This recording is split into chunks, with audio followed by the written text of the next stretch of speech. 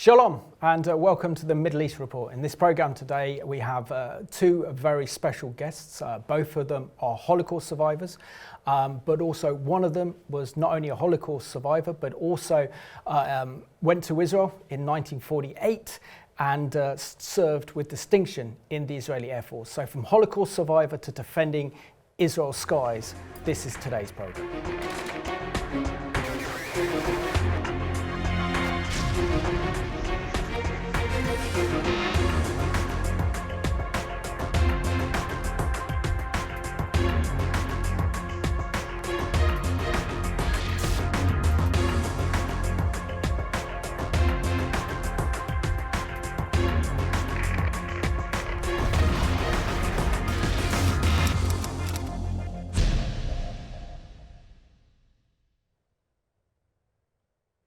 Warm welcome to the program. We have two very special guests all the way from Israel with what I can only describe as the most compelling story imaginable. Both were Holocaust survivors, and Shai, I'm joined by Shai, and together with his wife Zippy. So welcome to the program. And Shai, you spoke so well in the British Parliament to mark the 100th anniversary of the British Mandate, and you shared your experiences of being a Holocaust survivor, but also the horrors of what you went through during the British Mandate. But can I start off with, firstly, your story, that you were born in Warsaw in Poland in 1934. Can you tell us your early memories and something of your Jewish family in Poland? Well, we were a very rich and Zionist family, also in a way a little bit religious. I was all the time watched by a German nanny that was brought from Danzig to Warsaw, and everything was forbidden. I couldn't touch this, I couldn't run, I couldn't make anything which she didn't want. And I was the youngest son of two brothers and two sisters. My eldest brother, when I was the age of 4, came back from Italy as a surgeon to Poland. Between me and him, there was a difference of 31 years. And he was working in a hospital in Warsaw. I had a very good time, and of course, as a difference between my brothers and my sister and myself, age-wise, I was a spoiled child, a very spoiled child. And I remember only good things from that period until the 1st of September 1939, when I was 5 years old. And what do you remember then on the 1st of September with... Well, first of all, I remember that my father and my two brothers, they escaped from Warsaw because my father knew that he was on the blacklist of the Germans. So even before they started to fight, he escaped already from Poland to the Russian part of Poland, because there was an agreement between Russia and Germany to divide Poland, and he escaped to the Russian part of Poland. And I stayed with my mother and my two sisters in Warsaw in a beautiful house with a beautiful cellar. And I remember the bombardment that started on the 2nd or the 3rd of September 1939. And on the 22nd, and we were, of course, when the bombardment started, in the cellar, because there was everything in that cellar. And on the 22nd of September, the Germans conquered Warsaw. We went back to our house from the cellar. I looked out of the window. I saw already German troops, Nazi, SS, Gestapo. And one thing that I didn't understand actually then what it means, but I saw a Jew with peot, which I don't know how you call it in English, walking the street, and two Germans, I don't know if they were Gestapo or SS, came and started to cut his bird and his peot. For me, it was a game. I was a child. And actually, this game I was playing with a friend of the other house, also a Jew, my age. Once he was the Gestapo and I was the Jew, and once he was the Jew and I was the Gestapo, we were cutting actually the peot and the bird onto the other. So for us it was a game. But the situation started, I actually do not remember because I was 5 years old, but the situation started to be very bad. There was no problem of food because we had everything we needed. And suddenly a man came into our house, he spoke to my mother, and after about 2 weeks, we went down from our house with only few things. It was around middle of November, end of November, bitter cold already in Warsaw, on a carriage with 2 horses, and we started to drive out of Warsaw. And this is the last time that I saw Warsaw before the end of the war, only after the end of the war. We came, my mother was not a strong woman. She was a little bit in physical bad conditions. And we started to move with that carriage through woods, bitter cold. We had something to eat. We came to a river, so we had to go down. And I remember that the water it was not a river, it was a small kind of river. I remember that the water came over my knees, and my mother it was very difficult for her to walk, very difficult. On the other side of the river stood another carriage and brought us to a city in White Russia, Belarus, which was called Baranovichi. Then I met my father and my 2 brothers. And my father rented a certain place to live, nothing to compare with what we had in Warsaw. But I played, and I didn't feel yet anything which was going on in the future during the war. One day, my eldest brother, who was already a surgeon, was taken by the Soviets to a hospital. And also my sister, she was a nurse, about 25 kilometers from Baranovichi. And about 2 months later, middle of the night, knocks on the door. NKVD, which is the secret police of the Soviets, with 2 soldiers. My father opened the door, they spoke. We tried to arrange ourselves with a few things. Out in the middle of, it was around February, bitter cold, mud in the streets, a lot of Jews. And we were marched to the railway station, put into cars, exactly the same cars that took Jews to Auschwitz. There was 2,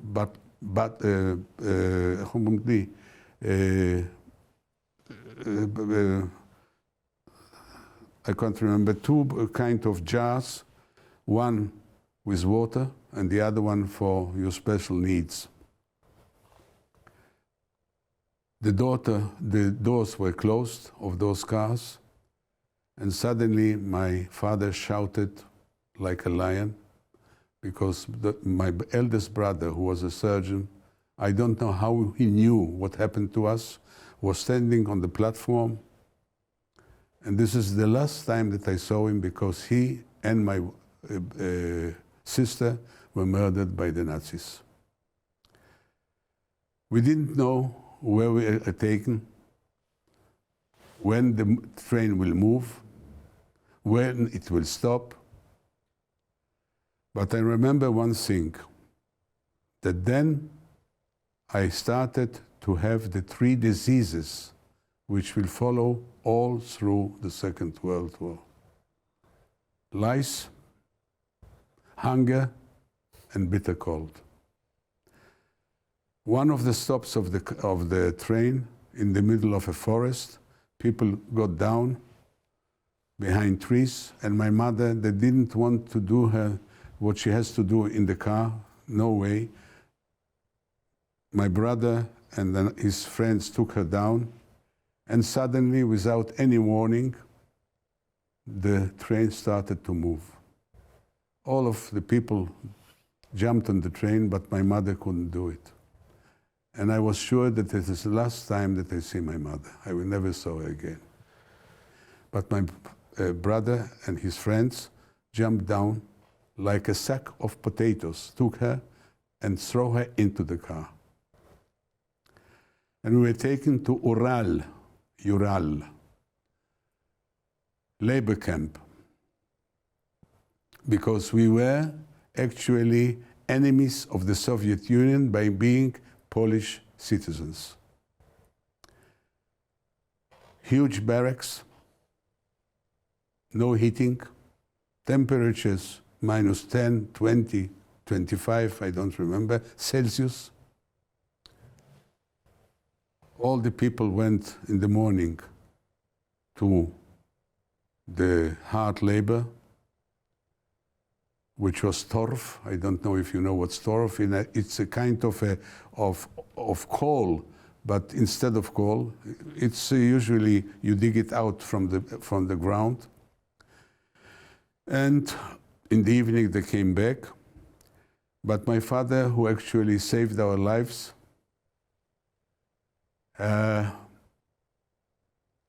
arranged for my mother to work in the kitchen. Now, this was the biggest thing that could happen to us, because in the evening when she came back, she had hidden in her clothes a potato, a piece of bread, a piece of carrot, or things like that. And we had better situation regarding food than others. I was sent to it was called a kindergarten, but we are actually in a place where the women that was guarding us were konsomols, which are Soviet girls, communist girls, and we were actually there all the time talking about the heroes of the Soviet Union. Our father is Stalin. Our mother is Russia. And when I came back in the evening, I told my brother this story, that I have a new father and I have a new mother. He kicked me hard. He said, those are stupid things, don't believe in it. But a child, you cannot change what he's thinking. We stayed there until end of June, middle of July, 1941. We didn't know. One day we woke up, no soldiers, no guards, no dogs. We are free in the middle of nowhere, of the Urals. The reason was the 22nd of June, 1941, started Barbarossa. The Germans invaded Russia. So we were not more enemies. And now, what to do? We don't know what to do. We are alone. But my father started to walk with the family and other friends to a certain place where a train didn't stop, but it was slow going. It was a transport train. We jumped on the train and we came after 2 weeks, maybe more, maybe less, I don't remember, to Kazakhstan. In Kazakhstan, my father found a place where to live. It was a kind of, like you see in Africa, made of mud. And then there, the hunger was unbelievable. It was cold because Kazakhstan is very cold in the winter, very hot in the summer. Lice that are eating you. all over your body, all over your clothes. But we lived in such a situation. I don't know where from. My father and my brother, they brought something to eat. The main thing was a little piece of bread. And in 1943, we were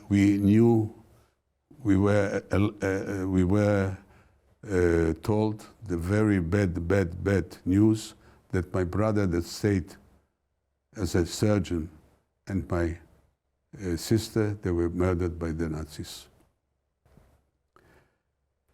So life went on in very bad conditions.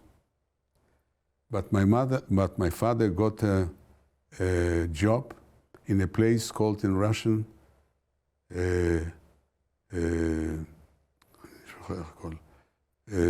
Raipotreb, which is a kind of a organization which was responsible for the transportation of food from the United States through the Pole to Russia for the Russian army. But half of it was stolen on the way, as it was in Russia, a normal practice. But my father got a job there, and suddenly, out of the blue, he was also stealing, as all the employees were doing, and we started to eat American bully beef, American chocolate, American concentrated milk, and we started to be normal people. I was actually waiting in Russia when I was already, let's say 44, I was already 10 years old. My weight was 17 kilo, which is around 40 pounds. Bones and skin. I forgot to tell you that in those days, in order that I will not die, my father decided to take me to an orphan house. They told me that it's a children's house, not an orphan house. My mother didn't want, but he brought a horse. We went about 30 kilometers away from the place we lived, was called Timur. And when I came there, I decided I will not stay there. I'm going to run away because I was so close and attached to my mother, unbelievable. And I started to collect pieces of bread, pieces of clothes, pieces of blankets, whatever. And after about 3-4 weeks, in the middle of the night, I opened, I say the windows, but it was not glass windows, it was curtain or things like that. Wrapped around all I had, a few pieces of bread. Everything is covered with snow. I decided that I'm running back to my family. A boy of 7 years old, in the middle of the night, nothing knowing, but slowly, my feet were frozen totally. I was walking on my knees most of the time. But eventually, I came back. No one believed how I did it. No, even I didn't believe how I did it. And I'm going now back to the story that in 1945, as our situation became much better regarding food. In a war, everything is food.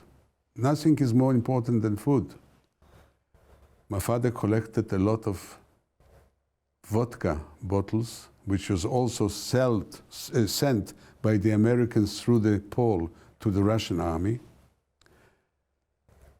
I don't know how, but he got a car which was connected to a passenger train. And everything that happened from that minute on was because he had enough vodka, bottles of vodka, to what we call to oil everything on the way, that everything will go smoothly. We came back to what's today it's Ukraine, Lviv. Then in Polish it was called Lvov. You hear it a lot in the news today. And we heard from the Ukrainians and the Poles, because it was a mixed city. What are all the stories about gas chambers? Lies. They came back. All the Jews came back. Those are lies about gas chambers, ovens, and so on, so on. Auschwitz. Well, everything is not true. We left Lviv, to Warsaw. Nothing was in Warsaw.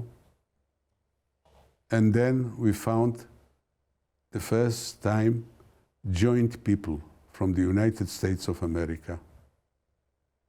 Again, with no conditions, through Czechoslovakia to the American part of Germany, Munich.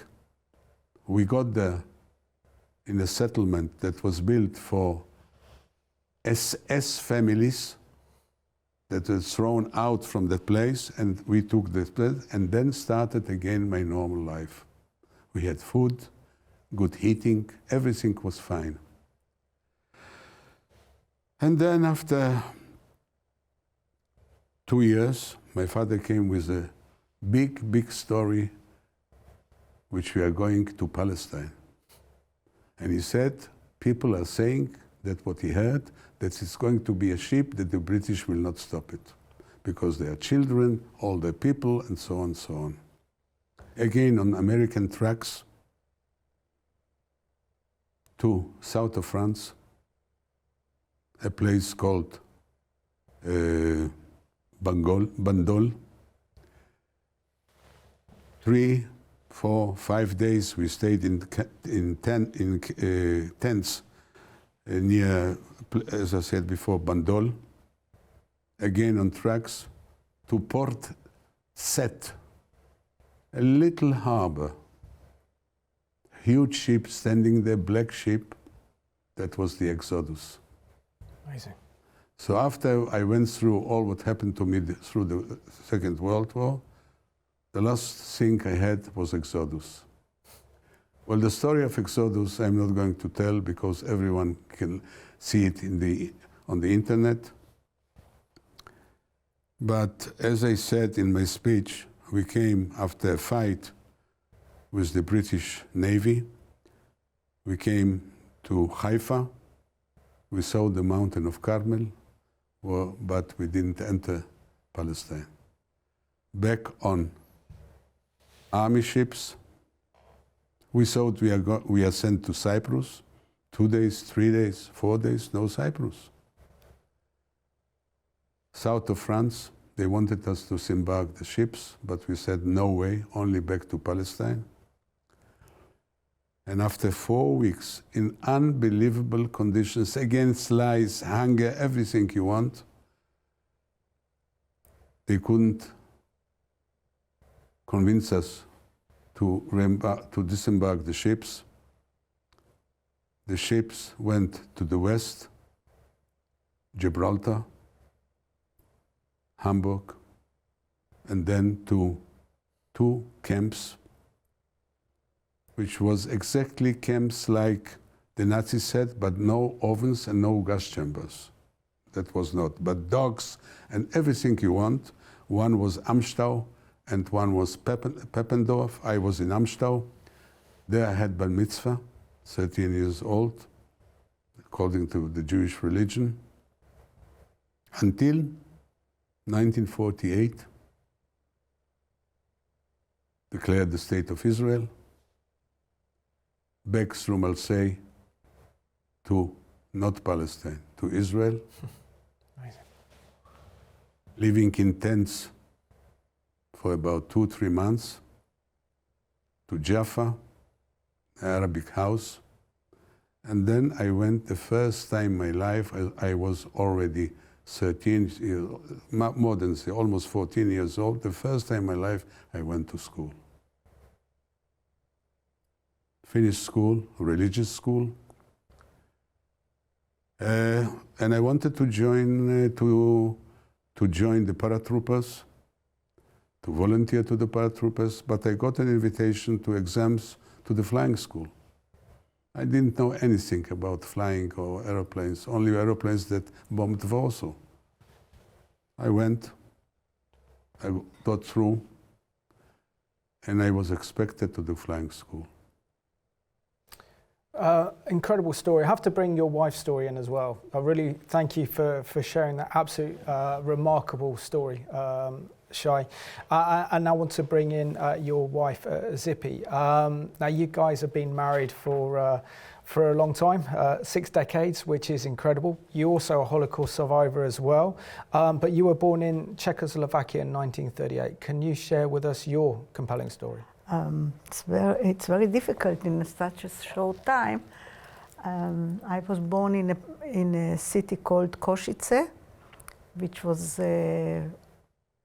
Hungarian, called Kassel, and at a certain time it became Slovakia. Now it's Slovakia. I was born into a very big and rich family. My family produced textile, and because Hitler wanted the Sudets, so Czechoslovakia was the first place that the Germans entered. And in 1942, they already started to move people to Auschwitz.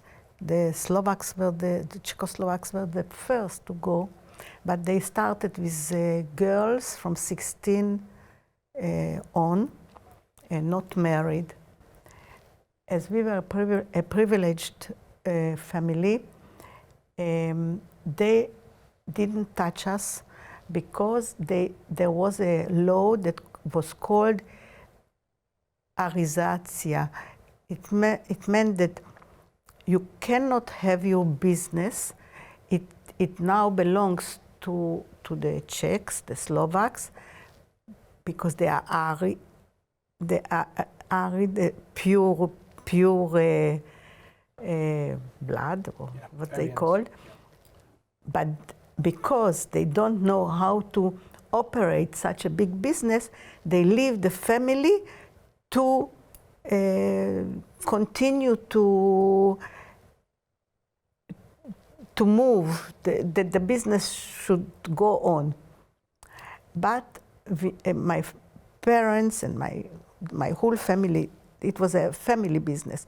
So my whole family, they understood that this thing will not last very long. So they prepared a place to escape when it will be dangerous, very dangerous, and they will not need anymore the family, and they will take us to Auschwitz. So they, because they were familiar with the Tatra mountains, very high mountains, because we had a summer house there, they arranged bunker in the Tatra mountains, in the forest, and there was a small village,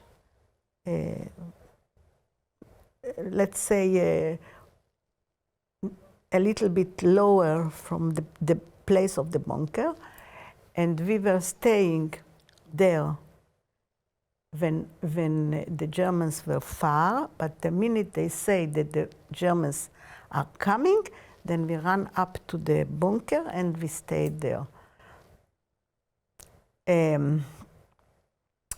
I had one brother, he was 4 years younger than me, and my parents, before they escaped to the bunker, they thought that maybe it will be better for the children to send us to Hungary, because my aunt, the sister of my brother, lived in Hungary, and at that time Hungary had a fascist regime, but the Jews could live in their homes, so they thought it's better that we go there, and they smuggled us to the other side of the border in sacks, you know, sacks of potato. Sacks of potatoes, yeah. And there were special people that got paid, and during the night they knew when is the time to cross the border. And we came to Hungary, and we were staying 1 year with my aunt and uncle and aunt. And it was quite a normal life. And the story was that because my aunt she had only one child and she could not have more, we were like adopted children. And then one day, April 1944, it was very noisy, and my uncle went out and he came back. He was white, he was terrified, and he said, the German tanks are moving into the town. They are already in the town. And he said, we have to send the children back to Slovakia. I don't want responsibility for them. And they, you know that between 44 and 45, 400,000 Hungarian Jews were sent to Auschwitz, or they were killed in Budapest, wherever. So he didn't want the responsibility for us. So he took us to the border, and he hired 2 people to smuggle us back to our parents. And he left us. There was some relative of my uncle that lived in this border town, and he left us there, but he made the mistake and he paid the people the whole money for the smuggling. And when the night came and they took us, the two smugglers, they came to the border, and there was a pub, and they had money, so they started to drink, and they became completely drunk, and they put us in the corner, threw us in the corner. I was 6-year-old, and my brother was 2.5.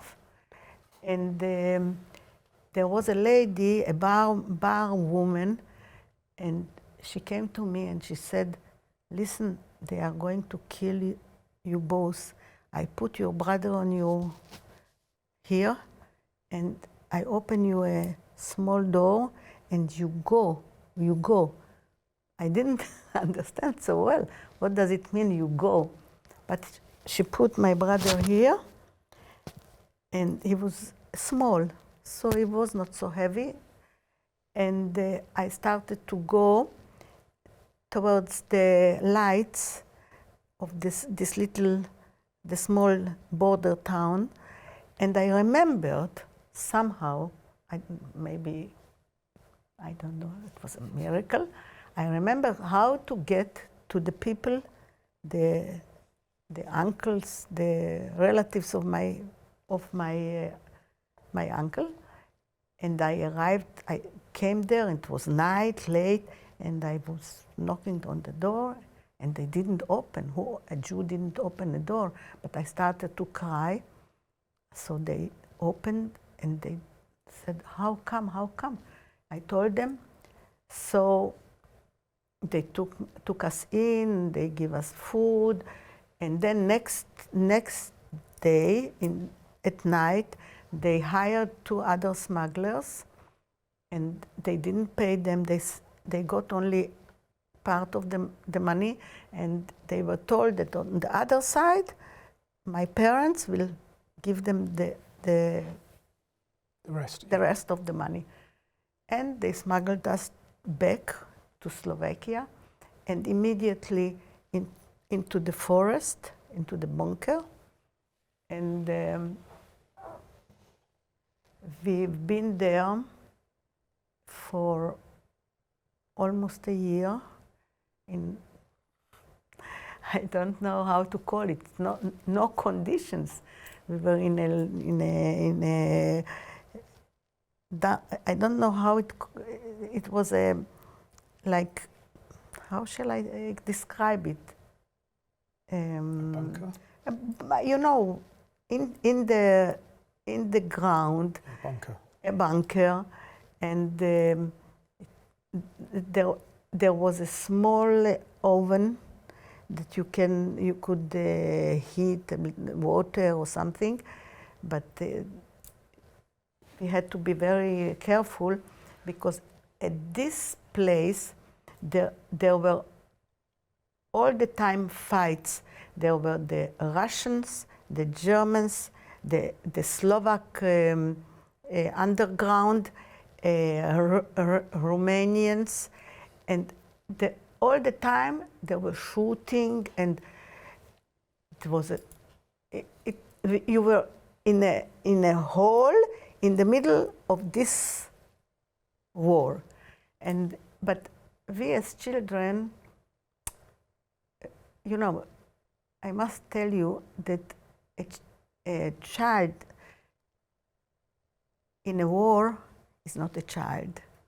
It's a grown-up person who knows, who has the instincts how to behave.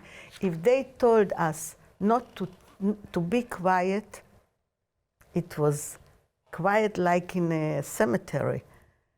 We never said no to anything that we were told because we knew that our life is in danger. And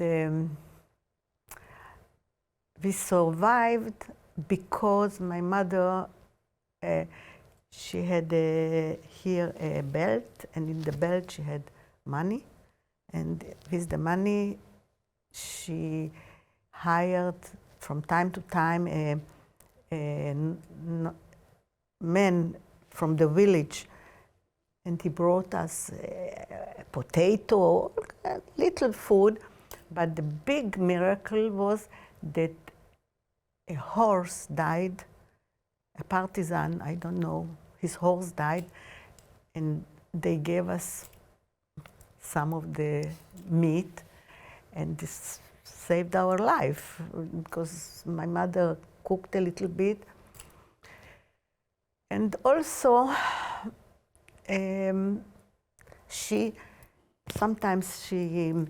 we went down to the village when it was quiet. There was nobody was fighting. We went down to the village, and you know, you get something to eat, and here and there, the time passed, and in 1945, April, the day President Roosevelt died, my father died. And it was the end for us, it was the end of the war because the Romanian army liberated the whole area. And we came down from the bunker to the nearest little town, and we buried my father there. And then we came back to our home. And my father's family was very lucky, and it was published in every newspaper in Czechoslovakia that the only family that survived almost as a family was ours, because most of the families didn't survive. My mother's family, nobody survived. So, but then there was an accident, and one of my father's, the youngest brother, he was killed by the accident, and my grandmother and grandfather, they said that they don't want to stay in Czechoslovakia anymore. This is not our country anymore. And they decided to come to Palestine. The English, if you had a certain sum of money, you could buy a certificate and come to Palestine. So the family, my grandparents, they had a certain sum of money, and they came to Palestine. Only them.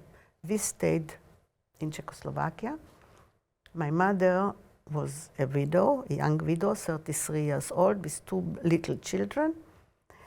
And but the family knew that because we were known as a very rich family, and the communists are getting into Czechoslovakia, it's dangerous for us. So we ran away, and we came to Paris. And my mother wanted to come to Palestine, but it was impossible. So we stayed as immigrants in Paris. And then in November, when the United Nations voted for the State of Israel, we wanted to go to Palestine, but my grandparents, they said, they wrote to my mother, don't come.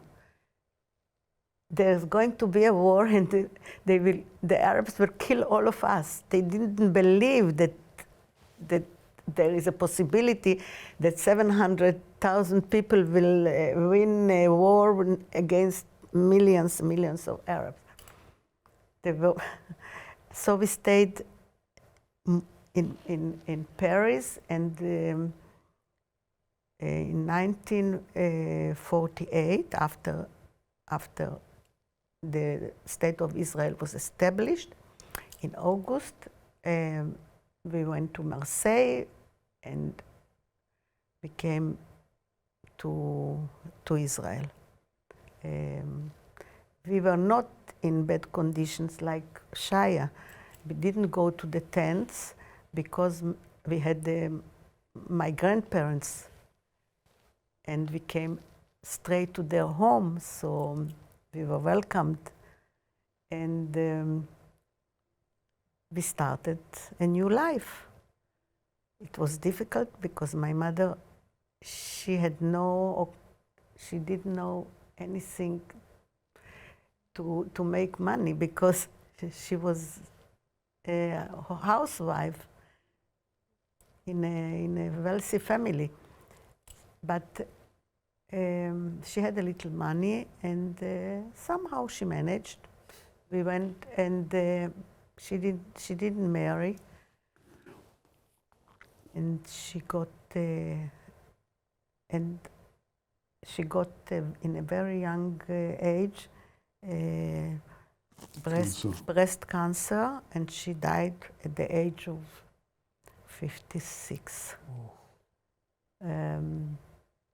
This is one of the reasons that I married so young.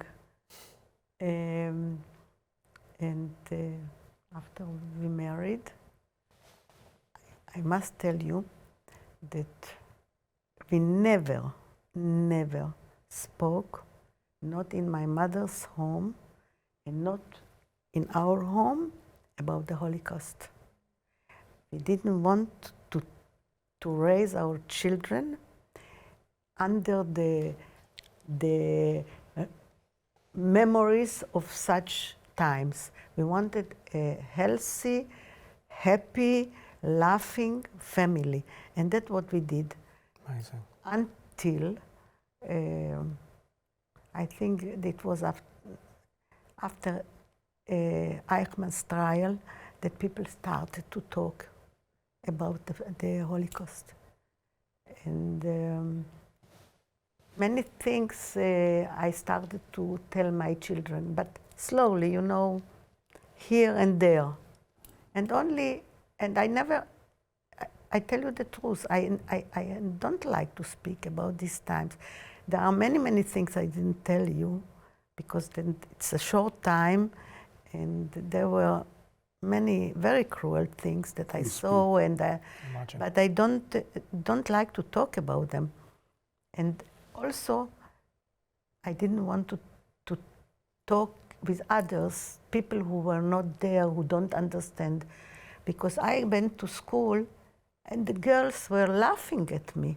That they called us, I don't know, how do you say, sabons? Soap. Soap. They called us soap because the Germans make soap from people's. We haven't got long of this program, and it's so compelling. But I suppose all our viewers watching this program today want to know the story of how you both met, because you've been married for 65 years. You have 3 children and 9 grandchildren, which that in itself defied. And 6 great-grandchildren. Oh wow, incredible! 6 great-grandchildren. It's very simple. I went to high school. It was a religious high school that didn't mix between boys and girls. It means that there were 2 buildings. One was for the girls and one was for the boys. But the yard was together. So, you know, when we had free time, we started to talk to the boys. I was 15 when I met him, and since then we are together. Amazing, 65 years. Now, obviously, 65 years married. But amazing. It's more. 68 years we know each other. That is incredible. Yeah. And I just want to thank you so much for both sharing your amazing story. We know there's a much more to your story, Shai, in terms of serving in the Israeli Air Force, being involved in 4 of Israel's major wars, from the Suez Crisis of 56 to the Six-Day War in 67 to the Yom Kippur War, and also then the Lebanon War in 82. So, I mean, not only have you survived the Holocaust, but you have defended the skies of Israel. But what is it like now to be able to share both of your stories about the horrors that you went to? Because you're a generation that is sadly, there are very few left. And this is why it makes you're the last. This is what makes your story so compelling and so powerful, that this needs to be told to younger generations to ensure that nothing ever happens like this again. Well, first of all, both of us, for the last, let's say, 15 years, 10 years, 15 years, on the eve of the Holocaust Day, we are coming to speak to children, to grown-ups. I'm actually lecturing in the Air Force, all the bases, all the squadrons, about my story.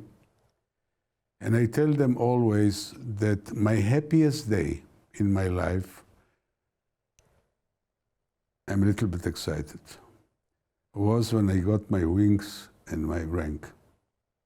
Because I didn't believe that I ever will come to such an unbelievable situation from a positive point of view.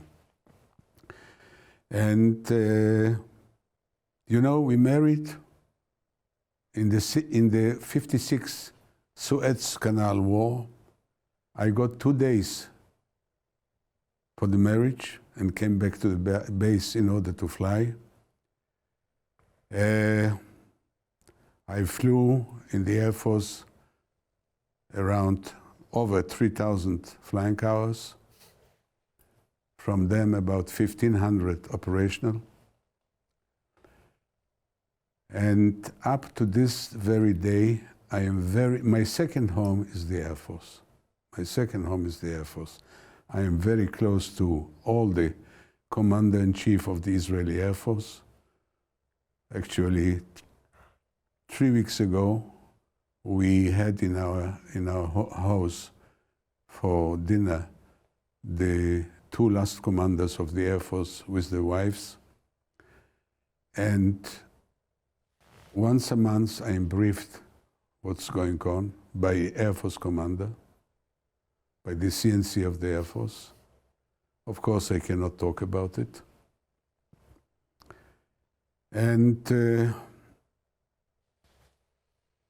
I think today that both of us were lucky human beings to go through all what we told you and to be in the very high standard conditions that we are today.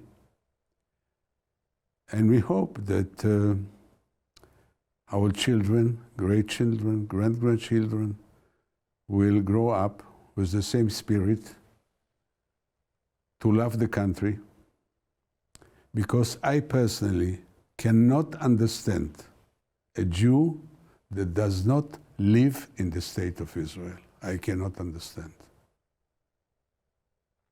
I understand that as well. And Zippy, what is it like being married to an Israeli war hero? Not a war hero. He is a war hero. Everybody is a war hero in Israel. Absolutely. I tell you, it was beautiful. Our life in the Air Force was beautiful. We lived in bases. Married quarters in the bases. Married quarters. The children were free. We had parties. We had happy days, and we had very sad days because people who were killed. And then most of our life, we lived in a little place that was built by the Air Force, little duplex houses, like a kibbutz in Ramat HaSharon. And really, it was the most beautiful life that you can imagine. Everything free, the children were playing outside, you don't have to look after them. But I will never forget that the day before Yom Kippur, or let's say the night of Yom Kippur, Shaya was not at home, and it was very unusual that the night of Yom Kippur he's going. I was then the chief of the operations of the Israeli Air Force. So he 2 o'clock a phone call. I had the red phone, what's called. Yep. Point to point. Come immediately. And then 5 o'clock in the morning, I woke up and I looked through the window and I saw 2 cars that they knocked on doors, and this was a place only for Pilots and navigators. They started to take the pilots, navigators. To reserve. Some of them were pilots in El Al, some of them were civilians already. And I couldn't understand. On Yom Kippur, what is going on? And from our street, 4 were killed. This is 73, right? 1973? Yes. Yom Kippur. Yeah. Yom Kippur, 90. So, with the happy days were very sad days also. We had this and we had that. But all around, my best time in my life was when Shai was in the Air Force. And it included 3 years in London. As the air attaché to the Israeli It was embassy. very nice to be invited in Buckingham Palace and in the garden party and the dresses. It was very nice.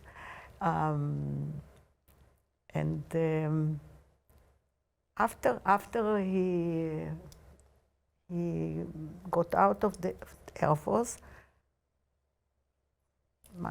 we had normal life like everybody else. And I tell you that I never,